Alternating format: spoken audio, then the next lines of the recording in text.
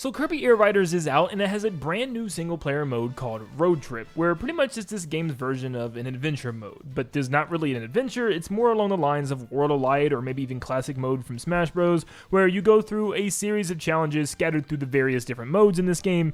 It's okay, it's really nothing super special, but the story, it's wild. Now, I will say the story probably won't mean much to anybody that's not like a die-hard Kirby fan like myself, because it contains some implications that might be pretty vital and expansive to the Kirby lore. But I'm not going to dive in all to that lore stuff today. It's mostly just me talking about the ending of the game, and also I want to kind of tell you guys how you can even get this ending, because you might not know. Thankfully, I got you covered. But real quick, before we dive in, make sure you guys leave a like and subscribe to stay up to date on all things Kirby Air Riders. We are still trying to reach our goal of 380,000 subscribers to reach our bigger goal of 400K. You can make that happen by just leaving a like and subscribing. Seriously, it only takes a couple of seconds, and let's see how many we can get from this video. But let's go in to the end of the game and the story. So, in order to complete Road Trip, it's probably going to take you around 3 hours. That seemed to be my usual. I've only played it twice, and that's all you have to do if you do things correctly. So, in order to get the true ending, you need to collect all the vehicles. So, if you see a new vehicle on the road, make sure you pick it up. And if you see a new vehicle in the shops,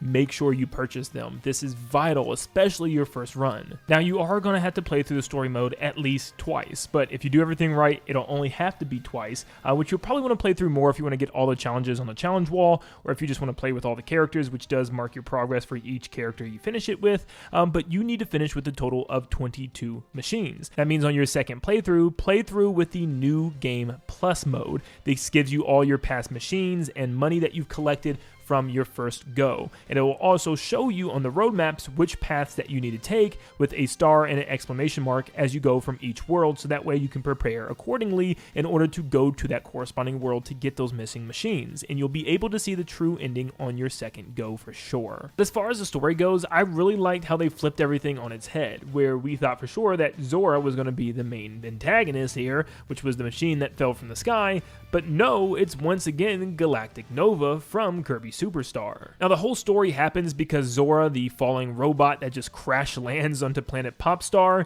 he wished that he would be able to move freely because he's conscious, but he just can't move. It looks like he's pieces of some bigger machine that existed a long time ago, but we don't really have any background information on where it even came from, what it's supposed to be, but it's just a machine that can't move. And he makes a wish one day that he can move freely, and the wish reaches the Fountain of Dreams, which then amplifies his wish up to the Galactic Nova that's passing by.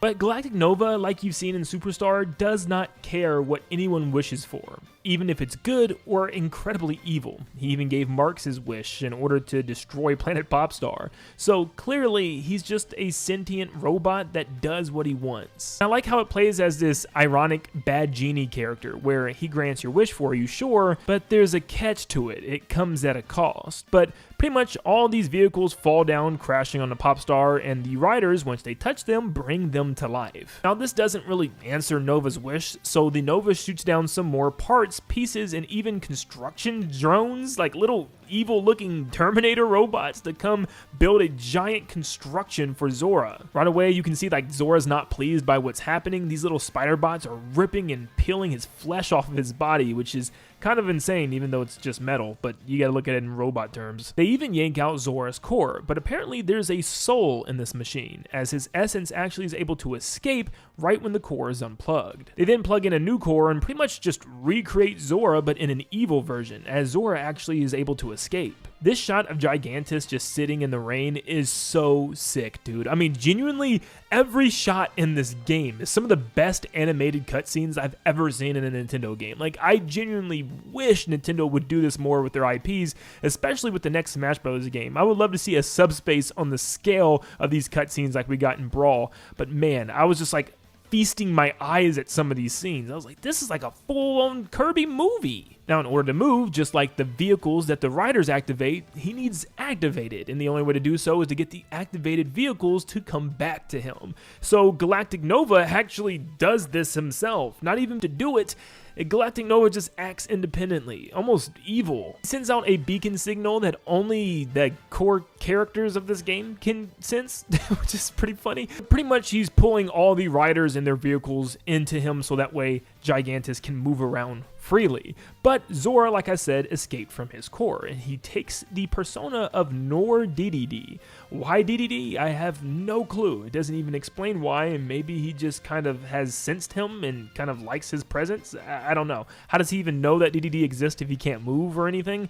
Once again, I don't know, but he wants to be DDD, so he's DDD. So he goes on this mission to stop the riders from getting to Gigantus, and he's technically saving the day, but he's just like obliterating the riders as he's doing this. I mean, he literally kills Starman. But yeah, he knows that if Gigantus gets activated, that the whole planet Popstar is in trouble, and he knows that this was all because of his wish, so he does everything he can to stop this from happening. So Zora, Nin10doland, is the good guy. But of course, after multiple attempts to stop him, Nin10doland fails and Kirby's stubborn butt makes it to Gigantus. It's kind of funny because this same plot happens in Kirby's Adventure, where King Dedede is trying his best to warn Kirby to not place the Star Rod on the fountain because it will release Nightmare, but Kirby doesn't freaking listen. Also, Nin10doland could have just told them. I mean, I don't know if he can't talk or something, but he could have just like communicated, hey, don't go this way. But let's face it, smashing the machines is pretty cool. But Gigantus is now activated and he can freely move on his own, which then initiates the final boss battle of the game. Yeah, we get to battle this thing. And dude, this was so freaking cool.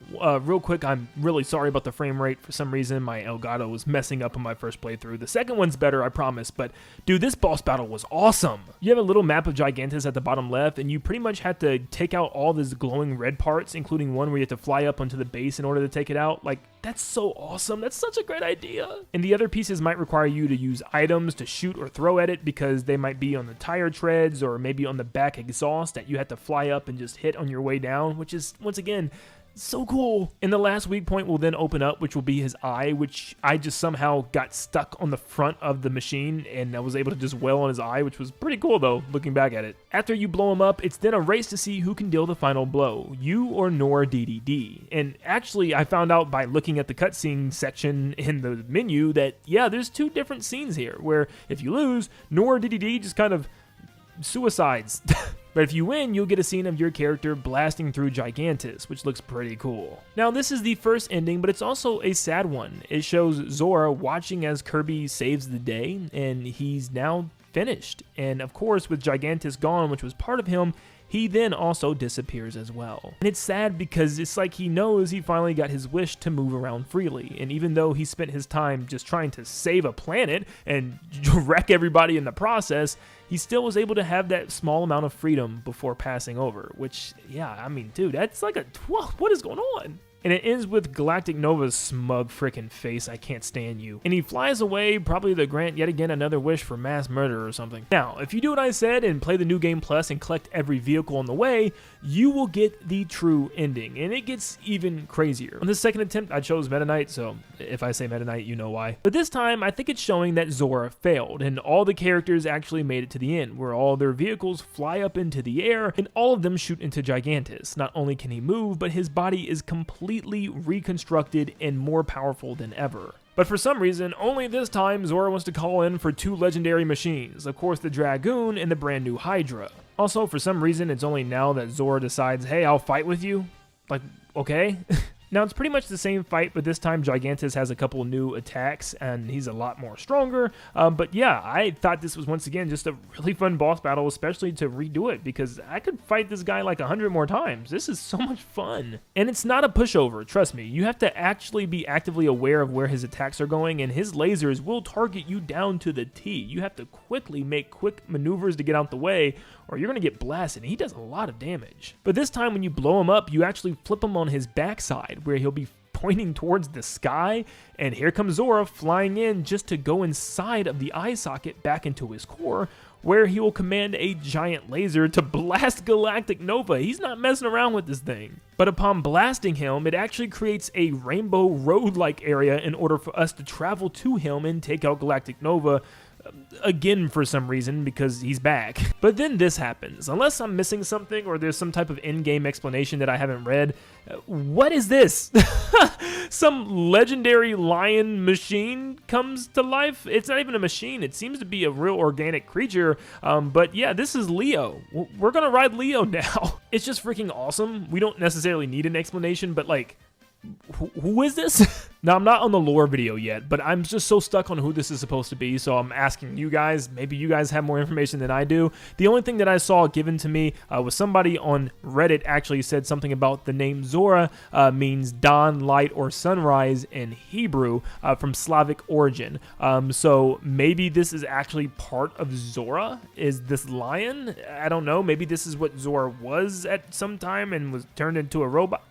You know what? He looks cool. That's all that matters. And Meta Knight thinks so too. He looked flabbergasted. But you pretty much run on this long rainbow road and it forces you through a boss gauntlet, which is pretty interesting. So it confirms that all these bosses are recreations made by the Galactic Nova, which is like, dang, this thing is evil for real. Like, ain't nobody wish for this? But being completely honest, this is where the game just peaks for me because I love how they operate with the boss battles in this game. I wish there was like 10 more, man. I just can eat this stuff up. It's so much fun just driving, or in this time galloping around an arena and just, you know, taking out these bosses. Robo DDD can transform into a car and he's just firing rockets and stuff at you as you're blasting him. Zero's even back as Zero 2, and like I said before, I know a lot of people were worried about the design and stuff. He's only back because he's a digital recreation from the Galactic Nova. That's the same reason why there was a Robo DDD and now you have this like digital version of Zero. But this boss battle is probably one of my favorites, how it incorporates kind of a long path that you have to dodge all of his attacks down, and when you get to the end, you can just wail on him with all these different items. So good. Freaking Nightmare's back, which we kind of already knew because it was teased from Sakurai, which was strange considering the fact that there was no bosses that weren't teased outside of obviously the final boss. But yeah, this was so cool as well. He had a couple attacks that referenced his original boss fights where he'd make the screen go entirely black and you can see a giant silhouette of him in the background. And when he dies, it's like this weird, creepy, digital, evil smile and laugh. Like, ugh. It's so cool though, because it once again shows that he's digitally recreated. And of course, you gotta have Marks with a Sakurai boss battle. I mean, he returned in Smash Ultimate as a boss, and he's back here again as a boss, which is even funnier because he's actually a playable character. Like, what happens if you choose Marks to go up against him? Well, I guess nothing, considering the fact that Marks in this boss battle is just a digital clone, so it makes sense. And it also makes sense here, considering the fact that Galactic Nova turned Marks into this creature in the first place. But now it makes me wonder for Kirby Superstar, was Marks actually ever evil, or was this a ploy from the Galactic Nova in the beginning? I don't know. I think he was evil. I mean, it seemed like he had all intentions in turning into a monster to destroy Dreamworld in the first place anyways. But then we blast straight into the inside of the Galactic Nova, and I love this so much. It goes into a 2-phase boss battle where you have to run on this 3-way path, taking out pieces of the machine, which is a direct callback to Kirby Superstar, where you're flying on a machine, also doing the same thing, blasting pieces of the outer core in order to blow up the inner core. But this time we actually also get to fight the inner core as well, where you have to dodge its attacks and then take your opportunity to jump off the ramps and attack the heart. This is technically the second time we've ever got to fight the heart of a Galactic Nova like this. At the very end of the true arena in Planet Robobot, there's a very special boss fight against Star Dream's soul operating system, which lets you battle the actual heart and the outer core as well, which was a really fun boss battle. But to be able to do that again on a larger scale is just awesome, dude. The heart then explodes, which then detonates the entirety of the Galactic Nova, and Meta Knight, or whoever character you picked, and Leo gets away scot-free. Then, back on Planet Popstar, we can see the empty core from Gigantus laying in the dirt until eventually it's given life. The soul of Zora is floating around and goes right back into the core, where then it summons all the machines just simply to rebuild the body that he had when he crash landed. And we can see Leo and Meta Knight watching all this happen. So I think it's safe to say that Leo is not part of Zora, unless it's just some extra fragment of him that's still alive, but I doubt it at this point. It seems like Leo's literally just some random legendary creature. But that is the entire story, and I thought it was a pretty awesome ending for a Kirby Air Ride game. You know what I mean? A sequel to Kirby Air Ride was able to provide some pretty satisfying sci-fi like action adventure cutscenes, and like, dude, like I said, after watching these cutscenes, I feel like this was the best part of the entire mode, was just the ending, the boss battles and the cutscenes. I just wish Sakurai would do more with his actual single player campaigns like he did back with Subspace Emissary. And after watching this, I can't say anything else but Sakurai, please lock in for the next Smash Brothers game. Give us cutscenes like this, give us an adventure mode again. Please, Sakurai, please, we're begging you. No more excuses saying that you can't do cutscenes because they get leaked online, because literally you just did a whole batch of them for Kirby Air Riders. So I'm really hoping that he continues this, because I feel like he's like the only developer that can give us cutscenes like this. Why is it only him?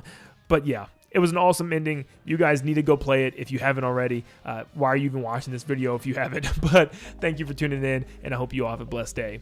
See ya, guys.